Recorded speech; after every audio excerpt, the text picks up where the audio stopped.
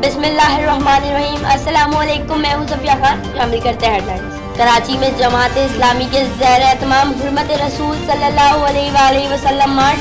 अमीर जमात इस्लामी सेनेटर सिराजुल हक का दीनी जमातों को जमा करके तहरीक हुर्मत रसूल सल्लल्लाहु अलैहि वसल्लम शुरू करने का ऐलान। वफाकी वजारत दाखिला ने मुजाहिरों के दौरान तोड़ फोड़ करने वालों के वीडियोस जमा कराने के लिए सेल कायम कर दिया।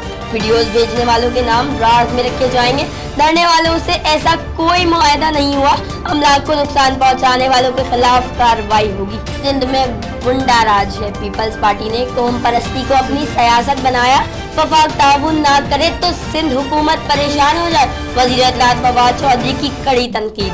जरदारी की पीपल्स पार्टी का भुट्टो की पार्टी से कोई ताल्लुक नहीं। चोरों की बात करते हैं तो खुर्शीद क्या नाराज हो जाते हैं। 75,000 करोड़ कहाँ गए? वजीर इत्तलात ने हिसाब मांग लिया। फवाद चौधरी के बयान पर पीपल्स पार्टी रहनुमा मुर्तजा वहाब का रद्द-ए-अमल। कहा, जब फवाद चौधरी पीपी में थे तो ये पार्टी बहुत अच्छी थी।